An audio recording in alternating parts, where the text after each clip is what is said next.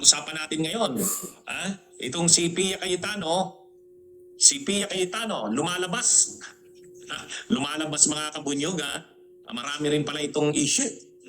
Marami rin palang issue dito kay Pia Cayetano. Kaya nanahimik ba siya? Napansin kasi natin itong nakaraang araw, medyo nanahimik. Mga kabunyog, mga kababayan, napansin nyo rin ba yun?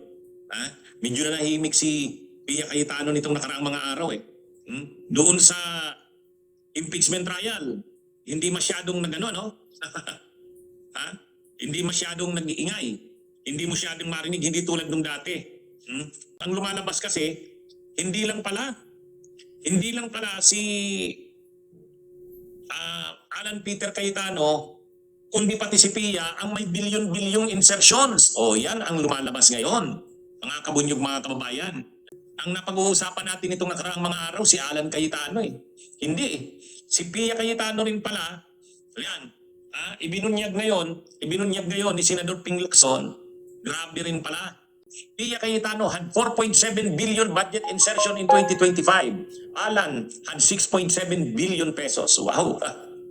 Grabe, mga kabunyog So ibig sabihin, posible na rin imbestigahan itong si Pia Cayetano. Mainit na balita po yan ngayon. Kaya ang lumalabas, hindi lang pala si Alan Cayetano, pati pala si Pia, mayroon ding malaking budget insertions. At sa isang taon lang yan na insertion 2025 lang. 2025 lang mga kabunyog. 4.7 billion kay Pia Cayetano, 6.7 billion kay Alan. Ay grabe. Kaya naman pala tambak yung mga proyekto sa Taguig eh. Ito na yung sinasabi ni Senador Ping Lacson. Sabi ni Senador Ping Lacson, wala siyang problema. Sabi ni Senador Ping Lacson, walang problema sa kanya kasi wala naman siyang insertions. Ang may insertions ay itong mga tulad nito ni Alan Cayetano, di pala si Pia Cayetano. So, paano na sila ngayon yan? Iimbestigahan na yan ni Senador Ping Lacson. Aalamin din kung saan napunta ang mga budget insertions ni Pia Cayetano. Na-implement ba ang mga mga proyekto ni Pia Cayetano? Saan? Anong klaseng mga proyekto? Slope protection din ba sa Taguig? Diskaya rin ba ang kontraktor? Ay, grabe. Kaya pala grabe yung dipinsahan ng magkapatid, Grabe yung dipinsahan. Talagang si Pia pinoprotektahan, pinagtatanggol ang kapatid. Ganon din si Alan. Talagang pero wala na sila dito. Ano na yan? Nauungkat na, lumalabas na ang lahat ng katotohanan. Kaya sabi nga ni Senador Ping Lacson, kinanti mo ako, kumbaga, siya daw yung inatake ni Alan Peter Cayetano. Humanda ka. Humanda ka kasi hindi kita atrasan, sabi ni Senador Ping Lacson. Tatapusin ko to. Kasi ang dapat sa yung paglagyan ay ang Payatas New Quezon City Jail. Nung una, si Pia, tudo dipinsa sa kapatid. Pero nitong nakaraang mga araw, tahimik eh. Napansin niyo yun, di ba? Napansin niyo yun, mga kabunyog, mga kababayan. Nanahimik si Pia Cayetano. Ay mukhang nalaman niya na alam na ni Senador Ping Lacson na mayroon siyang budget insertions din sa taong 2025.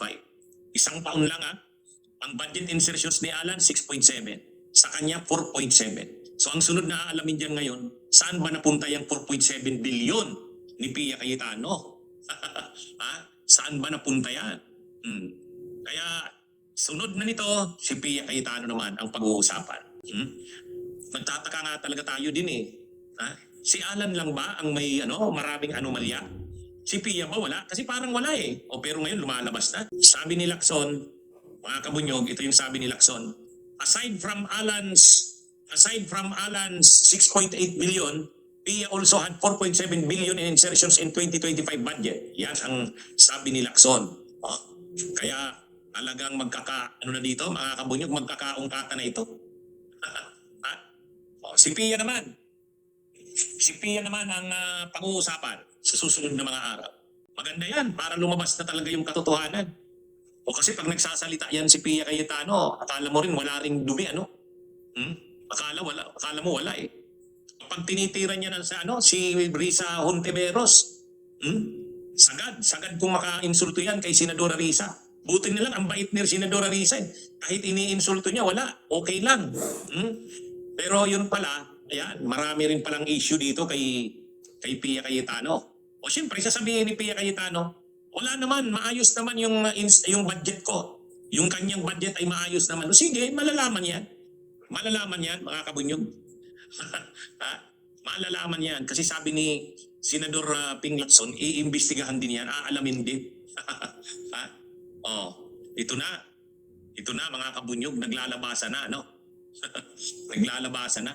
Ang mga baho nila, isa-isa nang naglalabasan. Kaya kapansin-pansin itong nakaraang mga araw talaga, tahimik si Pia eh. Hindi masyadong hindi masyadong nakita, nanahimik. Posibleng ito yon. Posibleng alam niya na, nalaman na rin yung kanyang sikreto. Nalaman. Ay, mga kabunyog, ito yung problema ng mga senador ng minorya eh. Yan yung sinasabi ni Senador Ping Lacson. Sigurado siya, wala siyang budget insertions, wala siyang pork barrel. Dito malalaman na natin. Dati, si Alan, di ba? Dati si Alan. Tapos nitong nakaraang mga araw, si Loren. Di ba? Anong nangyari kay Loren? Ayan na, pumunta na sa ibang bansa, tumakas na, hindi natin alam kung babalik pa yon. Bakit tumakas si Loren? Ay, na-stress na yon. Kaya mga kabunyog, ang nangyayari ngayon, si Alan. Pagkatapos si Loren. Si Loren nga, ang bilis-bilis, umalis ka agad, Bakit? Ay kasi pinakita na sa kanya, nagsalita na si Ombudsman Boying Rimulye. Isa sa ilalim na sa preliminary investigation ang plunder sa kanila ng anak niyang si Leandro. Pero ngayon, iba naman, si Pia naman. Kaya magsasabay-sabay na pag-uusapan ito. Pag naungkat ni Senador Ping Lacson na marami ring anomalya si Pia Cayetano, kasama na yan sa may imbestigahan. Kaya ang lalabas niyan, si Alan, si Loren, si Pia. Patay, 3 na sila. Si Loren, lumabas na ng bansa. Plunder din kasi yon. Si Alan, ito na, tambak na ang mga ebidensya. Si Pia, ayan, lumabas na. Mayroon din palang insertions, 4.7 billion. Kaya sa susunod na mga araw, yan ang pag-uusapan na. 3 na. Ano nang mangyayari sa mga senador na ito ng minorya? Ano nang mangyayari sa mga senador ng minorya? Mauubos yata. Panay pati plunder. Ito imposibleng, kung ang ginagawa sa budget ni Pia ay katulad din ng ginagawa sa budget ni Cayetano, mga slope protection din. Pero sa totoo, illegal reclamation. Di kasama si Pia niya. Kung yung mga insertions na yan ni Pia Cayetano na 4.7, ganon din ang ginagawa. Katulad din ang ginagawa ni Cayetano Alan. Di sabay sila. Alam nga namang yung ginagawa ni Alan, ganon din yung ginagawa sa budget ni Pia, kakasuhan mo lang si Alan. Maganda yan.